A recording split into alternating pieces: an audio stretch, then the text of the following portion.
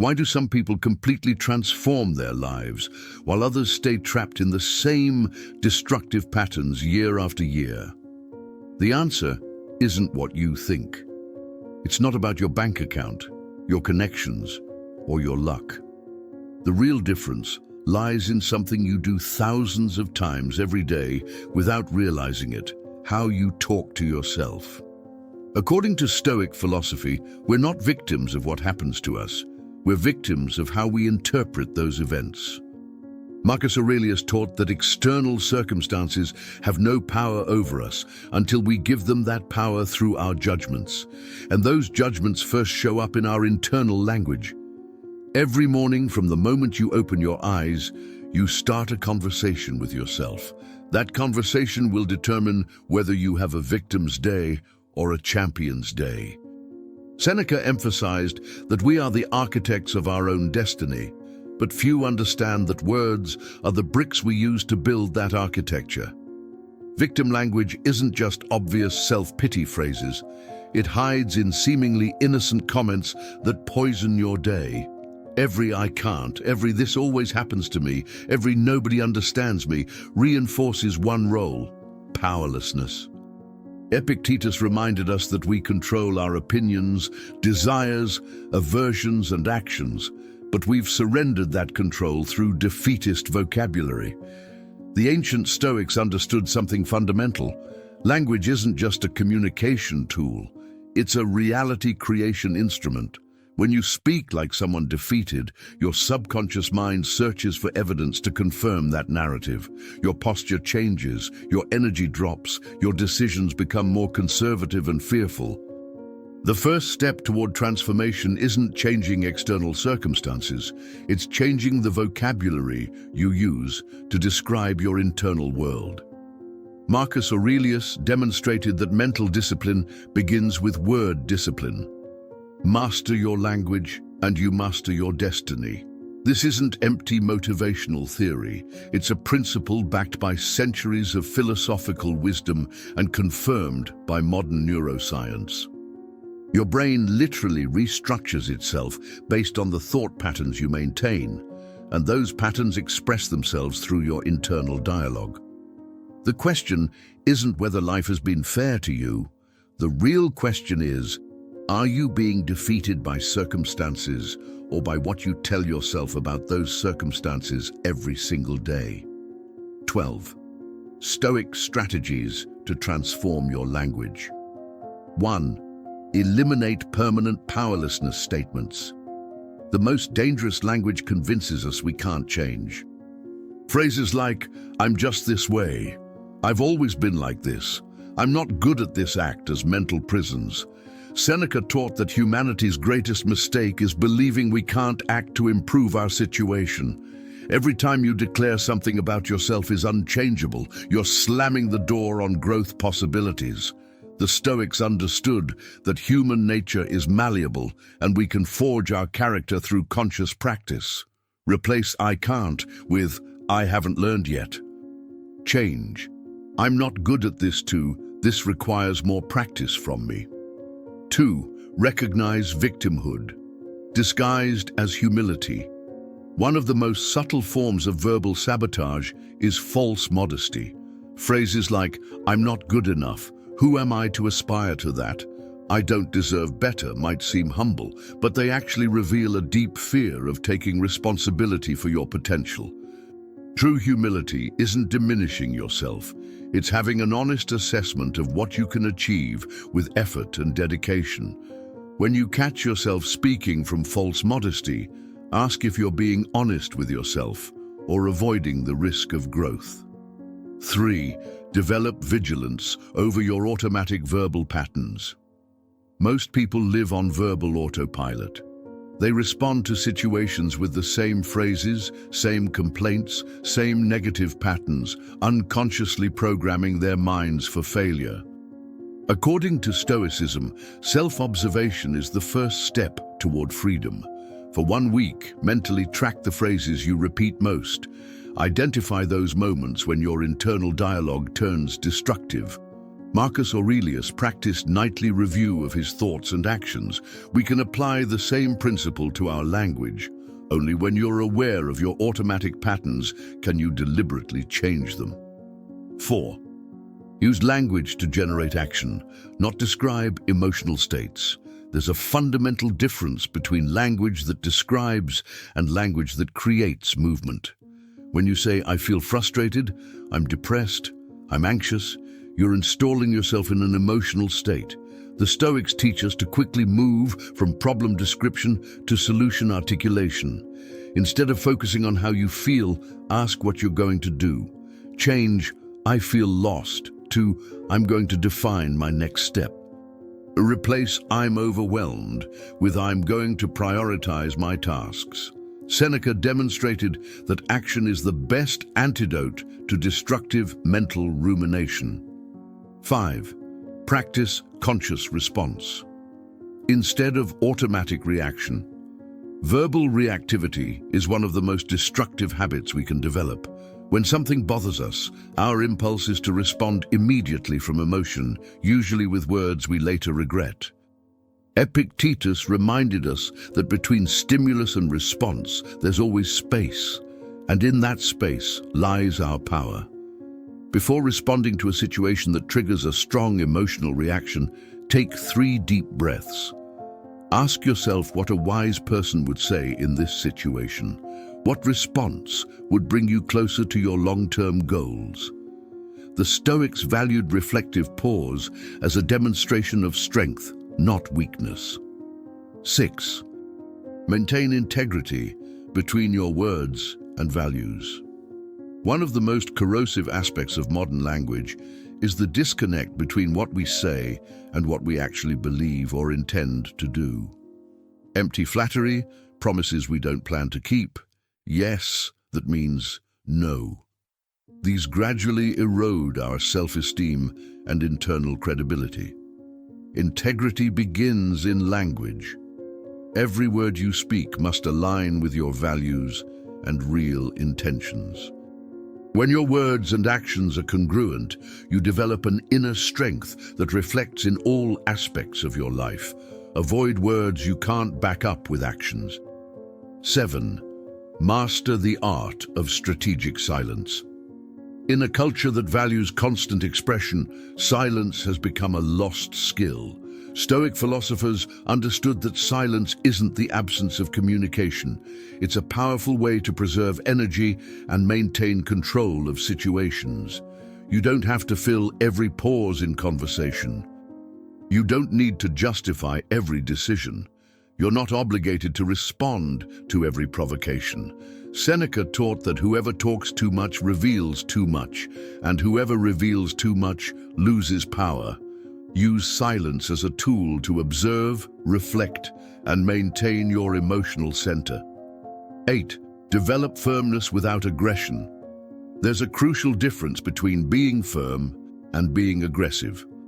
Firmness comes from inner clarity and expresses itself through precise, decisive words. Aggression comes from insecurity and manifests through reactive emotional language.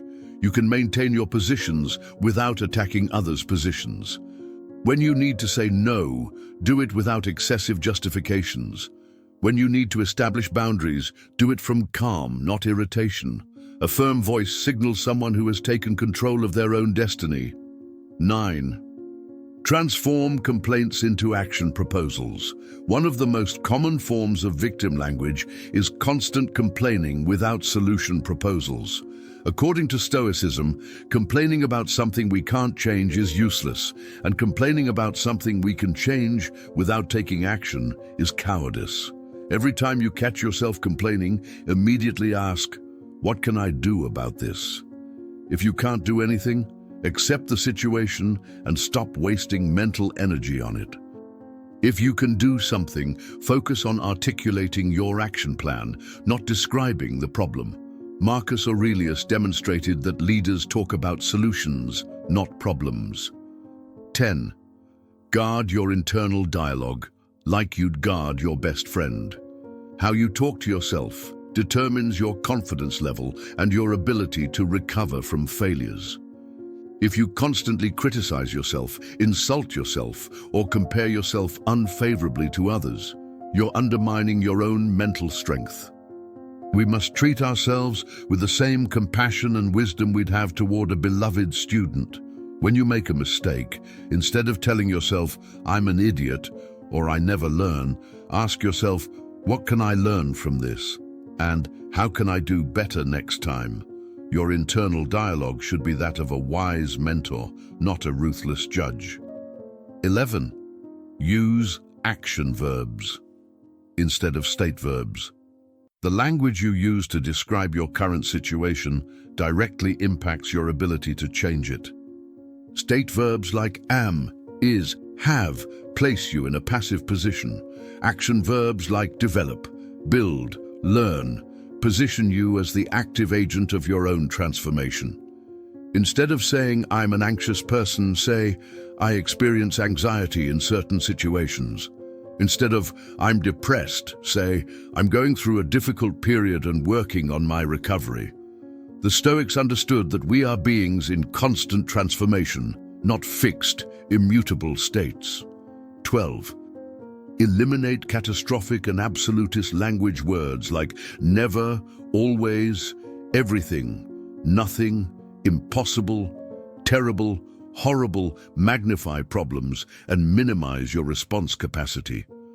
This type of absolutist language distorts reality and paralyzes you in the face of challenges.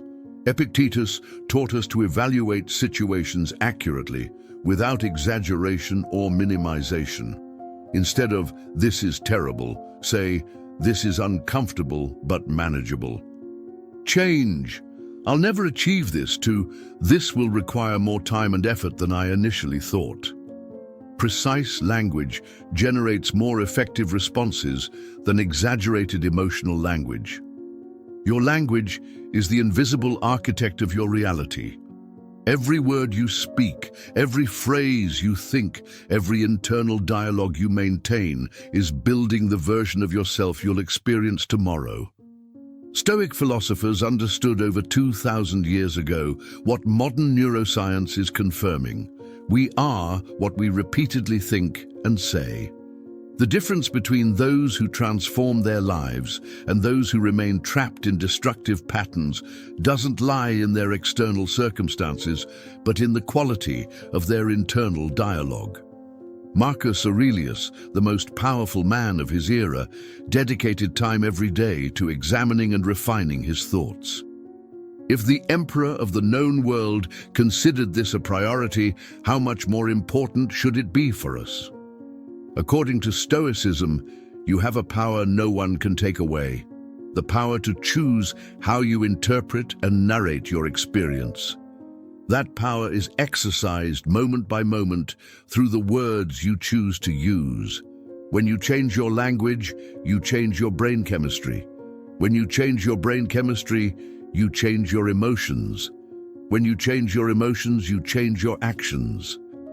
And when you change your actions, you change your destiny. The transformation path doesn't require perfect circumstances. It doesn't need others to change. It doesn't depend on external factors beyond your control.